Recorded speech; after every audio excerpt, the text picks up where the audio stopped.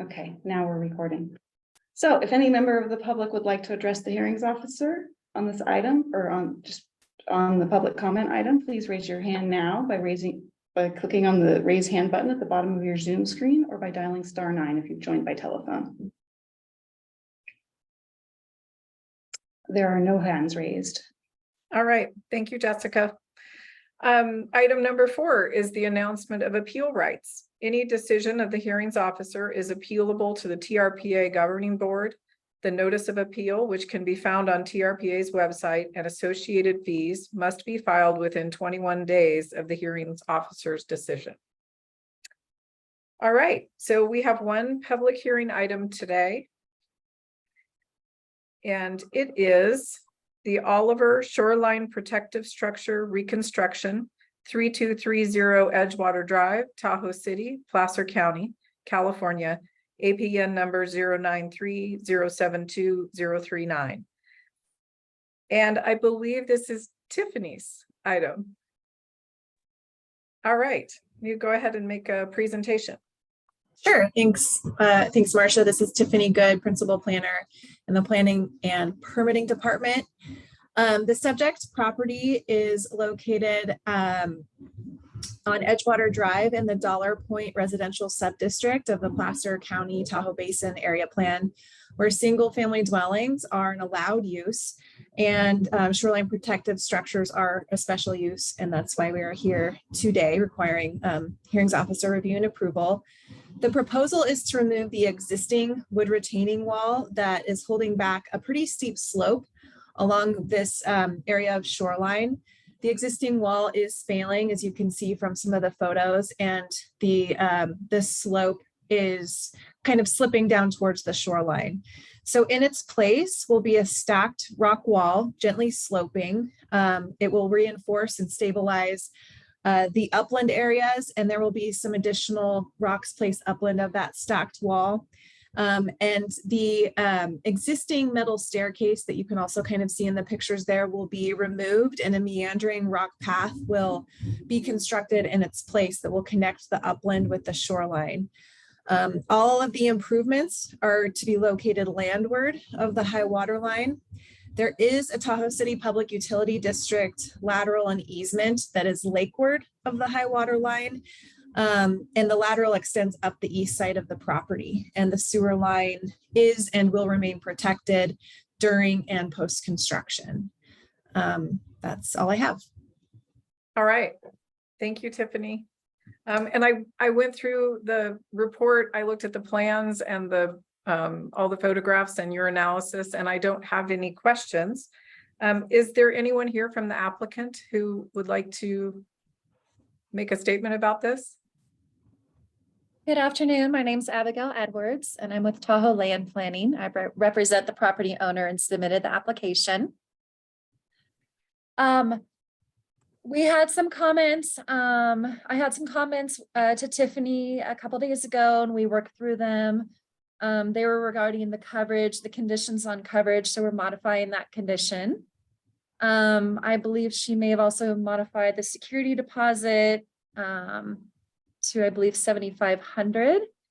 And I just noticed one last comment, or I have one more comment. I noticed that the project description and the staff summary mentioned removing the rock gabions that surround the sewer lateral, but we're actually retaining the rock gabions. We're not going to be touching anything near the sewer lateral, as the rock gabions are still functioning very well for slope protection.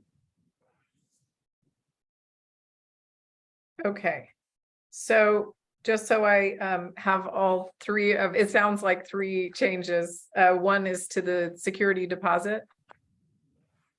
And I'm just going to let Tiffany just address those changes. So there's the deposit, there's a change in the coverage calculation. And then also probably need to include any changes in the permit that would be necessary for this this change with those rock gabions. Yes, so I'll start with the permit, the project security. So in the in the conditional permit that was posted, the security amount was $10,000. After speaking with Abby, we are going to change that to $7,500. So I will change that in the issued permit. And then special condition, permit special condition 3A1 will be changed to read: coverage for the site was verified with TRPA file number 2006-0560 STD. The permittee shall either adhere to the coverage that was verified as a part of TRPA file number 2006-0560 STD, or submit another application to re-verify coverage prior to acknowledgement of this permit. The permittee shall be required to transfer in restoration credits for any additional Class 1B coverage that would be required for the relocation of the shoreline access, including mitigation for the relocated/added coverage at a 1.5-to-1 ratio. So that will be reflected in the conditional permit. And then I don't believe there are any references to the rock gabions, there is one reference to the rock gabion in the conditional permit that does talk about them protecting the sewer lateral, and it doesn't reference that they will be removed or changed in the permit. Any references to that effect in the staff report, I will make sure are consistent with the permit. Okay, thank you. Now, were there any other changes to the permit or the staff report? No. Okay. All right, well, thank you. Now, Jessica, if you could see if there are any public comments on this item. Any member of the public would like to address the hearings officer on this item, please raise your hand now by clicking on the raise hand at the bottom of your Zoom screen, or by dialing *9 if you've joined by telephone. There are no hands raised. Thank you, Jessica.